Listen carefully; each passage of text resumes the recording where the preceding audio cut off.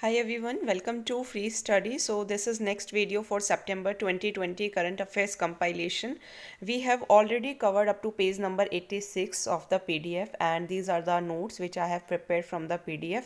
So you can easily trust on them. ये complete handwritten notes हैं and notes इसीलिए बनाए हैं due to copyright strikes. So इसीलिए notes से पढ़ाना शुरू किया है and इनमें हमें time भी कम लगता है. साथ साथ जो आपको मेंस के कैसे आंसर लिखनी है, प्रीलिम्स के क्वेश्चंस, वो सब भी हम देख लेते हैं.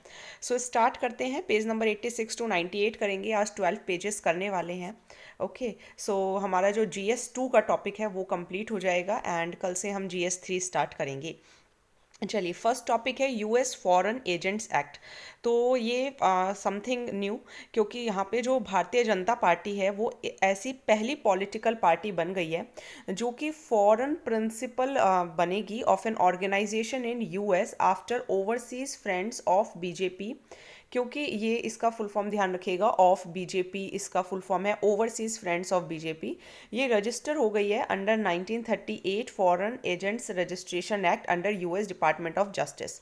तो इसकी वजह से बीजेपी जो है वो ऐसी पहली पॉलिटिकल पार्टी है. ठीक है, तो ये ध्यान रखिएगा. दूसरा, तो अब इसका फ़ायदा क्या होगा.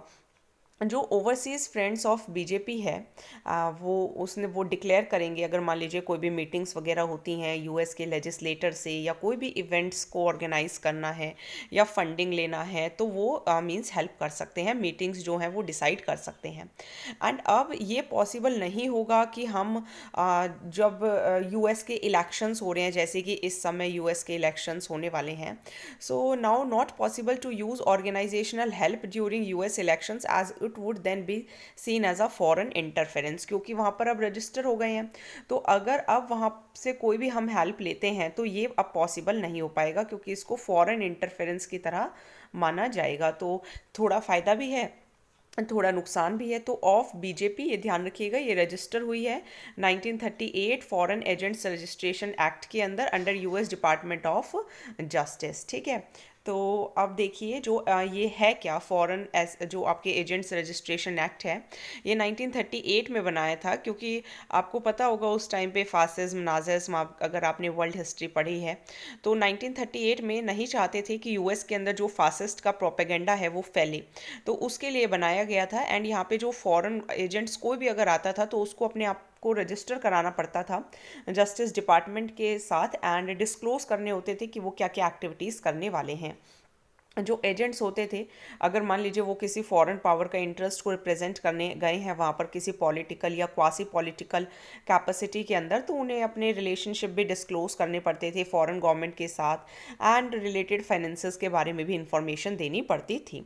अब क्यों इसे यूज़ किया जा रहा है, क्योंकि ये एक इम्पॉर्टेंट टूल की तरह इसे यूज़ किया जा रहा है कि यूएस के अंदर फॉरेन इन्फ्लुएंस कितना है, नेशनल सिक्योरिटी को खतरा कितना है, एंड बेसिकली कि यूएस के अंदर ही अगर कोई फॉरेनर अपने आप को इन्फ्लुएंस करने की, मीन्स दूसरों को इन्फ्लुएंस करने की कोशिश करता है, तो उसमें थोड़ी ट्रांसपेरेंसी लाई जा सके. एंड अगर इसको कोई वॉयलेट करेगा तो 5 साल की सज़ा और 2.5 लाख जो है वो फाइन भी लग सकता है.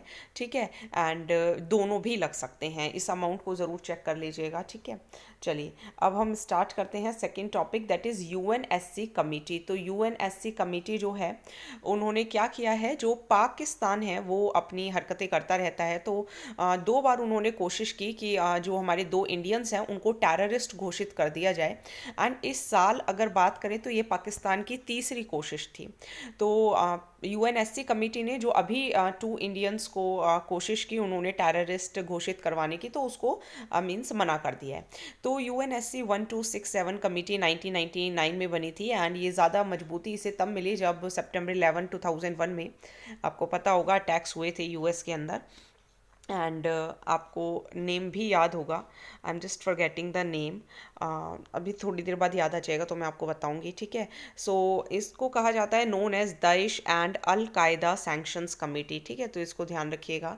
इसके अंदर सभी permanent and non permanent members भी होते हैं. UNSC, UNSC means United nation security council. And जो 1267 लिस्ट है टेररिस्ट की, वो एक ग्लोबल लिस्ट है. यूएनएससी का स्टैंप भी इस पर लगा रहता है. एंड इसके अंदर अगर आप देखेंगे तो पाकिस्तान के नेशनल्स एंड रेजिडेंट्स बहुत सारे इसके अंदर आपको मिल जाएंगे. ठीक है, नाउ लो हाउ पीपल आर लिस्टेड, लोगों को कैसे इसमें लिस्ट किया जाता है। तो कोई भी मान लीजिए मेंबर स्टेट है तो वो एक प्रपोजल देगी एंड जो 1267 कमेटी होगी वो मिलेंगे एंड 4 दिन का नोटिस देने के बाद फिर जो डिसीजन होगा वो कॉन्सेंसस सहमति से लिया जाता है। जो प्रपोजल है वो फिर बाकियों को भेजा जाता है एंड अगर किसी को ऑब्जेक्शन है तो 5 दिन के अंदर ऑब्जेक्ट कर दीजिए, अदरवाइज क्या करना होगा, अडॉप्ट करना होगा, ठीक है। एंड ऑब्जेक्शन किस लिए होता है कि कर्टेल कर दीजिए, मत इसको लिस्ट में डालिए एंड ऑल। कोई भी मेंबर जो है वो टेक्निकल होल्ड भी लगा सकता है प्रपोजल पर एंड ये भी कह सकता है कि थोड़ी और इन्फॉर्मेशन लेकर आइए। तो जब तक और इन्फॉर्मेशन आएगी तब तक जो लिस्ट होगी वो पेंडिंग रहेगी एंड जो पेंडिंग इश्यूज होते हैं वो 6 महीने के अंदर रिजॉल्व करने होते हैं। ठीक है, तो समझ में आ गया होगा। तो ये पाकिस्तान कोशिश कर रहा था कि हमारे इंडियंस को किस में डाल दिया जाए, इस लिस्ट में डाल दिया जाए। ठीक है, तो इसकी क्या क्या प्रक्रिया है वो हमने समझी एंड UNSC जो 1267 कमेटी है उन्होंने इसको क्या कर दिया है, मना कर दिया है। चलिए अब पढ़ेंगे नेविचॉक एंड CWC। तो ये क्या है, तो जर्मनी ने कहा it is used to poison Alexei Navalny, a critic of Russian president Vladimir Putin, जो कि कोमा में है।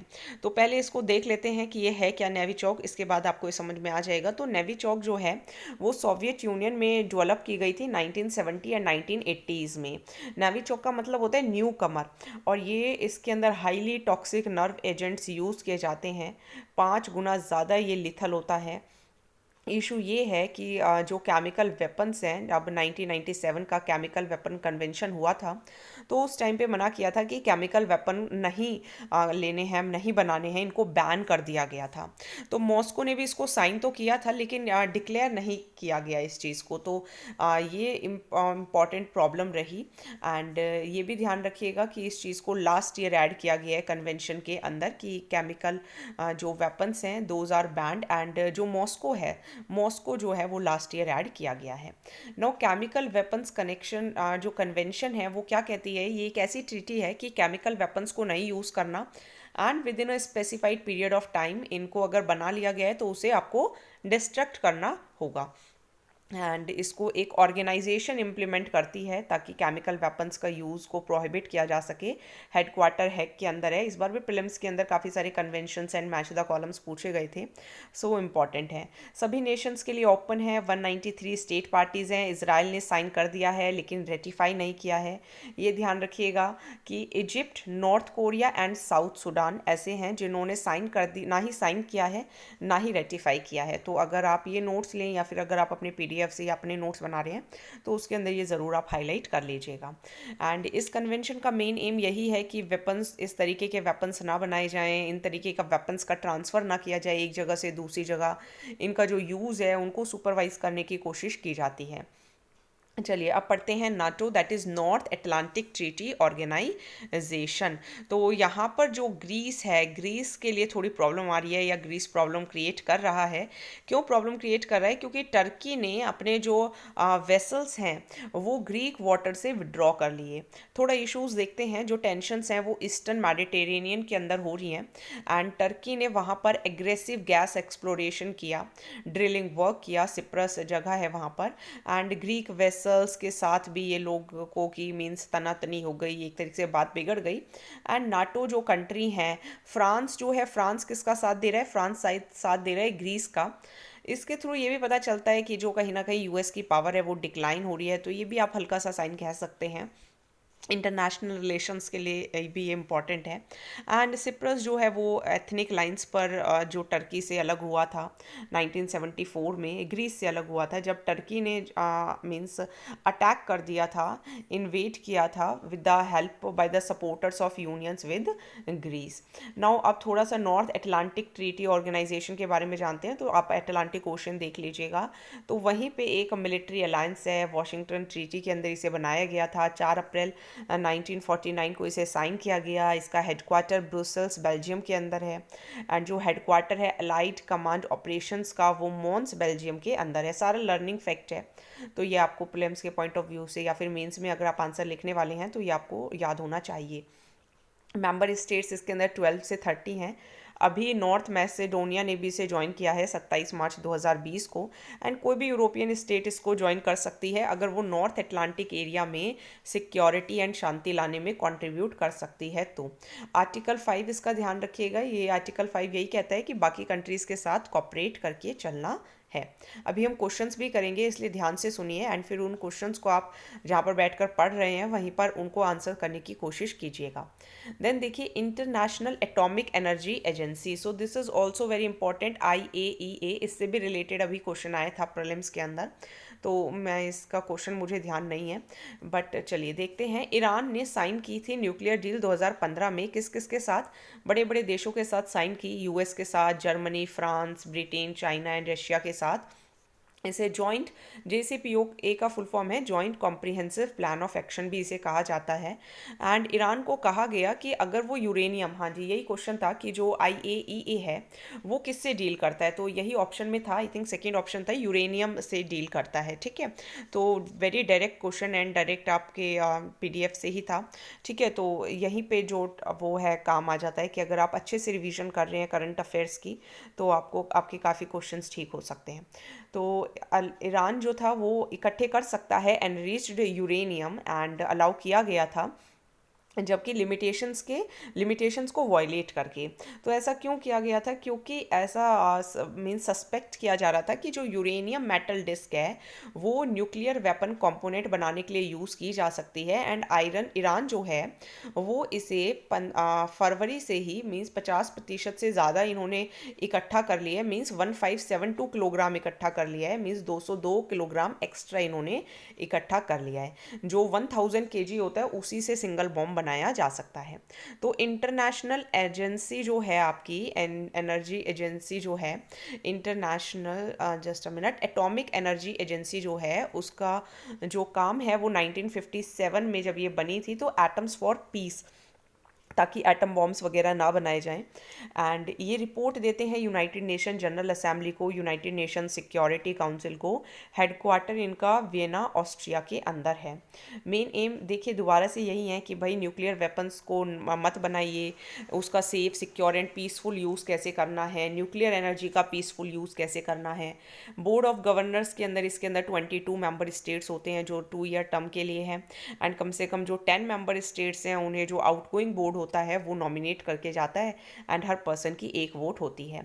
इनके कुछ प्रोग्राम्स ध्यान रखिएगा, प्रोग्राम्स हैं जैसे कि कैंसर थेरेपी के लिए है, ह्यूमन हेल्थ ऑर्गेनाइजेशन के लिए है, ठीक है, ये इंटरनेशनल प्रोजेक्ट हल्का सा रब हो गया, वाटर अवेलेबिलिटी एनहेंसमेंट प्रोग्राम के लिए है। ओके, नाउ जो मेन एम है वो यही है कि सबको मार्केट जो पॉलिसीज़ हैं वो मिल सकें, पब्लिक प्रोक्योरमेंट ऑर्डर, जो आपकी MSME होती है, medium small and market enterprises जो होती हैं, ठीक है, सो उनको उनके लिए पॉलिसीज़ बनाई जा सकें, कुछ बेनिफिट्स दिए जा सकें स्टार्टअप्स को, सो इसके लिए ये बनाया जाता है। ठीक है, देन देखिए वर्ल्ड बैंक जो होता है वो इनको रिव्यू करता है, इंस्पेक्ट भी कर सकता है। एंड वर्ल्ड बैंक ने 1 बिलियन US डॉलर दिया है, किसके लिए? जस्ट अ मिनट,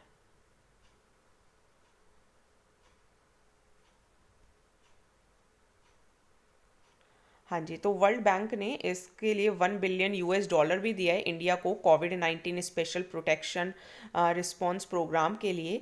550 जो बिलियन है वो जो आपका IDR है, दैट इज़ IDA आएगा, इंटरनेशनल डेवलपमेंट एसोसिएशन देगी। एंड 220 बिलियन जो है वो IBRD देगा, that is international bank for reconstruction and development. ये वर्ल्ड बैंक ग्रुप का ही पार्ट है। IBRD आपका international bank for reconstruction and development है, ID आपका इंटरनेशनल डेवलपमेंट एसोसिएशन है, IFC इंटरनेशनल फाइनेंस कॉरपोरेशन है, मीगा आपका multilateral investment and guarantee agency है, and this is your international council for settlement of investment disputes. तो ये 5 आपके world bank के ग्रुप होते हैं, इनको थोड़ा ध्यान रखिएगा।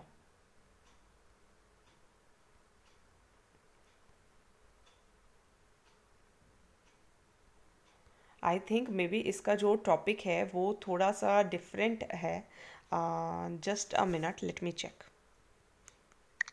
देखिए जो इसका टॉपिक है यहाँ से थोड़ा मिस हो गया है, तो यहाँ पे आपका है यूनिवर्सल एलिजिबिलिटी कंडीशन आप पीडीएफ में चेक कर लीजिएगा, वहाँ पे आपको कंप्लीट मिल जाएगा।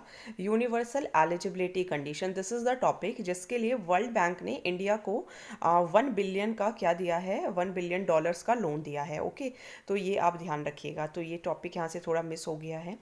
चलिए नेक्स्ट करते हैं association of world election bodies. So ये भी काफ़ी न्यूज़ में रहती है। तो इलेक्शन कमीशन ऑफ इंडिया ने 1 साल की चेयरमैनशिप यहाँ पर पूरी कर दी एंड ये सबसे बड़ी एसोसिएशन है इलेक्शन मैनेजमेंट बॉडीज़ की। 14 अक्टूबर 2013 को ये बनाई गई थी सोंगडो साउथ कोरिया के अंदर। परमानेंट जो सेक्रेटेरिएट है वो सियोल के अंदर है। अगेन गुड पॉइंट्स यही हैं कि फ्री फेयर एंड ट्रांसपेरेंट जो इलेक्शंस हैं वो हो सके। देन देखिए इसके अंदर 115 जो इलेक्शन मैनेजमेंट बॉडीज़ हैं वो मेंबर्स हैं। 16 जो हैं वो एसोसिएशंस एंड ऑर्गेनाइजेशंस इसकी एसोसिएट मेंबर्स हैं। अब देख लेते हैं इसके अंदर अरब लीग क्या है। तो अरब लीग एक ये नेक्स्ट टॉपिक है। अरब लीग एक रीजनल ऑर्गेनाइजेशन है अरब कंट्रीज़ की ही। नॉर्थ अफ्रीका के पास आपको मिलेंगे द नॉर्थ, जिसे north horn of Africa and Arabia कहा जाता है। तो अरब लीग जो थी वो कैरो के अंदर बनी थी 1945 में। एंड किसने बनाया था? Egypt, Iraq, Jordan, Lebanon, Saudi Arabia and Syria ने। लीग के अंदर 22 मेंबर्स हैं। न्यूज़ में क्यों हैं? क्योंकि यूएई एंड जो बहरीन है वो कोशिश कर रहे हैं कि वो अपने जो टाइज़ हैं उनको नॉर्मल कर सकें इजराइल के साथ। बिकॉज इसराइल जो है वो पैलेस्टीनियन अथॉरिटी एंड उसके सब जो इश्यूज़ हैं 1948 6 इयर्स वॉर, सो वो आपको इंटरनेशनल रिलेशंस में आपने पढ़ा होगा एंड काफ़ी टाइम से हम उसे पढ़ते भी आ रहे हैं। तो अगर आप वो इशू चाहें तो वो भी आप यूट्यूब पे सर्च कर सकते हैं। चलिए नेक्स्ट टॉपिक करते हैं। G4 6 time bound reform of security council. तो G4 कंट्रीज़ का नाम ध्यान रखिएगा। इसके अंदर आपकी है Brazil, Germany, India and China. तो G4 जो है वो चाहते हैं कि सिक्योरिटी काउंसिल के अंदर रिफॉर्म होना चाहिए। क्यों रिफॉर्म होना चाहिए उसको हम पढ़ेंगे। एक्चुअली ये जो चारों कंट्रीज़ हैं ये चाहते हैं, एक दूसरे को हेल्प कर रहे हैं, सपोर्ट कर रहे हैं कि यूनाइटेड नेशन सिक्योरिटी काउंसिल के अंदर हमें परमानेंट सीट मिल सके। क्योंकि परमानेंट सीट जो है वो इन 5 मेंबर्स की है। वो 5 मेंबर्स जो बिग पावर्स हैं एंड इकोनॉमिक एंड जो पॉलिटिकल इन्फ्लुएंस है वो इन कंट्रीज़ का, मीन्स जो G4 कंट्रीज़ हैं आपकी, ब्राज़ील हो गई, जर्मनी हो गई, इंडिया, जापान हो गई, तो इनका भी पॉलिटिकल एंड इकोनॉमिक इन्फ्लुएंस बढ़ रहा है। तो इन्हें भी परमानेंट सीट्स मिलनी चाहिए। अब ये देख लीजिए कौन कौन सपोर्ट करता है। तो यूके एंड फ्रांस सपोर्ट करते हैं कि हाँ मिलनी चाहिए। जापान को कौन सपोर्ट करता है? यूएस एंड यूके सपोर्ट करता है। ठीक है, तो एंड तो थोड़ा इसको आप वर्ल्ड वॉर से भी ध्यान रखिए कि जापानी वो देश था जिसने यूएस के जो था उनके साथ दिक्कत हो गई थी एंड किस तरीके से पर्ल हार्बर वाला केस हुआ था। जो सभी P5 हैं वो इंडिया को सपोर्ट करते हैं। एंड चाइना जो है, चाइना क्या कहता है कि चाइना तभी सपोर्ट करेगा अगर इंडिया जो है वो जापान को ना सपोर्ट करे। एंड ब्राज़ील को सपोर्ट करते हैं फ्रांस, रशिया एंड यूके। फिर सपोर्ट जो है अपोज कौन कर रहा है? अपोज जो है वो यही 5 देश एक तरीके से इनडायरेक्ट वे में कंट्रोवर्शियल जो हैं वो लेके आ जाते हैं कि कुछ ऐसे नेशंस हैं जो कंट्रोवर्शियल हैं, सो इनके ऊपर सहमति नहीं बन पाती। जापान को अपोज करता है China, Russia and south Korea. ठीक है, क्योंकि जापान को यूएस एंड यूके तो फेवर कर रहा है। नाउ इटली की लीडरशिप में जो कंट्री है वो चाहते हैं कि G4 कंट्रीज जो हैं वो भी परमानेंट मेंबर बन जाएं कॉन्सेंसस से। एंड इसके अंदर कॉफ़ी क्लब भी ध्यान रखिएगा। कॉफ़ी क्लब जो रीजन पावर्स होती हैं उन्हें कहा जाता है। तो इनकी 75th मीटिंग हुई थी। इसके अंदर नॉन परमानेंट मेंबर्स देख लीजिए। जापान जो है उसको 11 बार सीट मिली है नॉन परमानेंट की। ब्राज़ील को 10 टाइम्स, अर्जेंटीना को 9 एंड इंडिया को 8। वहीं आपके पाकिस्तान, कैम्बोडिया एंड इटली को 7 टाइम्स एंड कनाडा को 6। डिमांड्स क्या हैं? डिमांड्स यही है कि हमें परमानेंट सीट्स मिलें, जो डेवलपिंग कंट्रीज़ हैं उनका रोल बढ़े, अफ्रीका को भी रिप्रेजेंटेशन मिले। एंड अभी इसके अंदर 5 परमानेंट, 10 नॉन परमानेंट हैं 2 ईयर टर्म के लिए। एंड अब ये देख लीजिए ये आपकी परमानेंट है। एक तो यूएस है, यूके है, रशिया है, चाइना है एंड फ्रांस है। चलिए नेक्स्ट टॉपिक करते हैं SAARC, that is South Asian Association for Regional Cooperation. तो यहाँ के एफएम का मतलब होता है फाइनेंस मिनिस्टर्स। तो फाइनेंस मिनिस्टर्स की मीटिंग हुई एंड ये किसके खिलाफ है? टेररिज्म के खिलाफ है। पहली बार ये ढाका में बना था 8 दिसंबर 1985 को। 2005 में इसमें अफगानिस्तान भी जुड़ गया था। हेडक्वार्टर इसका काठमांडू नेपाल के अंदर है। अगर सार्क से रिलेटेड क्वेश्चन आता है तो आप ये कुछ इन्फॉर्मेशन ज़रूर डाल सकते हैं कि 3% वर्ल्ड एरिया है, 21% पॉपुलेशन यहाँ रहती है, 3.8% इकोनॉमी है, एंड सार्क ऐसी एरिया है, अभी मैंने इसका मैप भी बनाया है। So just for my practice and also to help you, यहाँ की कॉमन प्रॉब्लम्स, कॉमन इशूज़ हैं, डेंसली पॉपुलेटेड रीजन आपको मिलेगा, ये फर्टाइल एरिया है, common culture and common tradition है। तो ये मैंने डायग्राम बनाया है, मैंने देखिए मेरे अकॉर्डिंग तो मैंने अच्छा बनाया है, फर्स्ट टाइम इस तरीके से मैंने बनाने की कोशिश की है।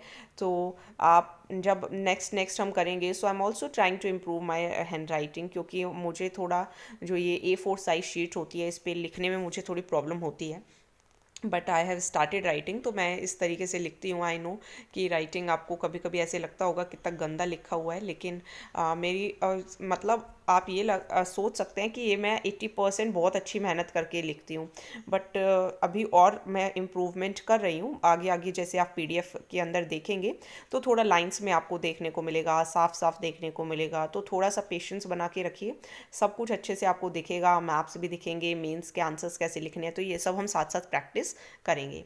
ठीक है, अब ये देखिए सार्क की इंडिया को ज़रूरत क्यों है, क्योंकि इंडिया सोच तो सकता है कि बिम्स्टेक भी एक अच्छा ऑल्टरनेटिव है, लेकिन वहाँ पे आपको बिम्स्टेक के अंदर common identity and common history नहीं मिलेगी। वहाँ पे सारे बे ऑफ बंगाल वाले रीजन्स हैं, यहाँ वाले सारे रीजन्स हैं, तो उसमें थोड़ी प्रॉब्लम है। उसका भी मैं कभी आपको डायग्राम बनाकर दिखाऊंगी। एंड सार्क के अंदर सभी आशियन साउथ एशियन नेशंस हैं। अब ये आप देखिए, मैंने इसके अंदर इंडिया को ही हाईलाइट नहीं किया है, इंडिया भी इसके अंदर हाईलाइट होगा। तो इंडिया को इसीलिए नहीं किया ताकि आप थोड़े इनके नेबरिंग कंट्रीज़ भी देख लें। तो 8 हैं, तो ये सभी 8 सार्क के अंदर आते हैं। तो अपने सारे नेबर्स आपको देखने हैं। मालदीव्स को ध्यान रखिएगा, श्रीलंका को ध्यान रखिएगा, दिस इज़ योर बांग्लादेश, ये आपका भूटान है, ठीक है, ये आपका नेपाल है, एंड ये है आपका पाकिस्तान, और ये है आपका अफगानिस्तान। ठीक है, ये तो आपका लेट ही जुड़ा है ना, 2001 में, 2005 में। ठीक है, तो ये आपके सार्क नेशंस है, मेरे ख्याल से ध्यान रह जाएंगे। ओके, चलिए नेक्स्ट करते हैं, conference on interaction and confidence building measures in Asia, CICA। तो इसकी एक स्पेशल कॉन्फ्रेंस हुई, इंडिया ने भी पार्टिसिपेट किया, एंड ये देखिए नाम से पता चल रहा है इन एशिया, तो एक इंटर गवर्नमेंटल फोरम तो होगा ही एशिया के लिए है। तो एशिया में cooperation, peace, security and stability maintain करनी है, इंडिविजुअल सिक्योरिटी का ध्यान रखना है, छोटी बड़ी सभी स्टेट्स को बेनिफिट पहुंचाना है। इसका सेक्रेटेरिएट नूर सुल्तान कज़ाकिस्तान के अंदर है। हर 4 साल में सबमिट होती है। जो फॉरेन अफेयर्स की जो मीटिंग्स होती हैं वो हर 2 साल में होती हैं। ठीक है, इसको बनाने का जो आइडिया था वो कज़ाकिस्तान ने दिया था अक्टूबर 1992 में, जब यूनाइटेड नेशन जनरल असेंबली की 47th मीटिंग चल रही थी। फिर फर्स्ट मीटिंग 1999 में हुई, उस टाइम पे 15 मेंबर स्टेट्स थे। फर्स्ट CICA की जो समिट थी, जिस टाइम एलमेटी एक्ट अडॉप्ट किया गया 4 जून 2002 को, उस समय बस एक ही मेंबर स्टेट बढ़ा था, 16। अब बात करें तो इसके अंदर 27 मेंबर स्टेट्स हैं, 8 ऑब्जर्वर स्टेट्स हैं, 5 ऑब्जर्वर ऑर्गेनाइजेशंस हैं, एंड स्टेट्स जो हैं, जो भी ये स्टेट्स हैं, ये एशिया का पार्ट होना चाहिए। डिसीजन कंसेंसस के थ्रू लिया जाता है। तो ये सभी लर्निंग फैक्ट्स हैं, बस आपको यही ध्यान रखना है कि एशिया के भले के लिए बनाई गई है। चलिए नेक्स्ट टॉपिक करते हैं, रेट्रोस्पेक्टिव टैक्सेशन। तो रेट्रोस्पेक्टिव टैक्सेशन मैंने आपको एडजस्टेड जो ग्रॉस रिवेन्यू था वो भी बहुत अच्छे से समझाने की कोशिश की थी। आज आपको वोडाफोन वाला इशू भी मैं अच्छे से समझाने की कोशिश करूंगी। कोई डाउट रहता है तो लिखा कीजिए, वीडियोस को प्लीज़ शेयर किया कीजिए, क्योंकि मैं शेयर नहीं कर पाती हूँ, बट आई वांट कि आप शेयर कर दें, 1-2 क्लिक कर दें बस, उसके से शेयर हो जाती है। So please share my videos. So retrospective taxation हम करते हैं, तो ये वोडाफोन केस से रिलेटेड है, एंड हैग कोर्ट का जो वहाँ पे परमानेंट कोर्ट ऑफ आर्बिट्रेशन है, उनका जो डिसीजन है वो आ गया है।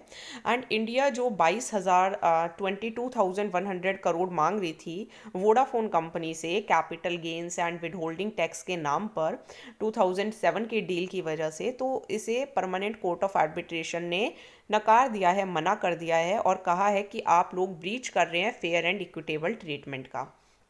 अब थोड़ा केस जानते हैं, बहुत इंटरेस्टिंग केस है। अगर आप काफ़ी टाइम से सुन रहे हैं तो आपको हो सकता है आपको थोड़ी और जानकारी मिल जाए, तो ध्यान से सुनिएगा। मई 2007 में वोडाफोन जो थी, उन्होंने हटचिसन एंड वैम्पुआ के $11 बिलियन में 67% जो स्टेक्स थे वो परचेज किए थे। सितंबर इंडियन गवर्नमेंट ने इन्हें कहा कि आपको 7,990 करोड़ रुपए देने होंगे। वोडाफोन जो थी वो बॉम्बे हाई कोर्ट चली गई, जहां पर बॉम्बे हाई कोर्ट ने कहा कि नहीं, इनकम टैक्स डिपार्टमेंट आपसे सही पैसे मांग रहा है, आपको पैसे देने होंगे वोडाफोन को।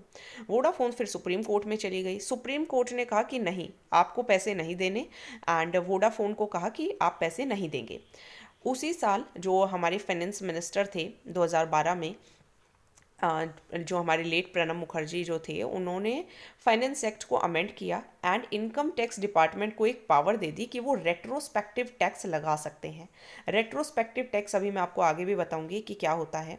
अब इन्होंने रेट्रोस्पेक्टिव टैक्स लगा दिया। उसके बाद क्या हुआ, एक्ट पास हो गया 2012 में, एंड दोबारा से वोडाफोन के ऊपर, क्योंकि सुप्रीम कोर्ट तो कानून को पढ़ के डिसीजन देता है, तो ये रूल आया कि वोडाफोन को टैक्स देना पड़ेगा।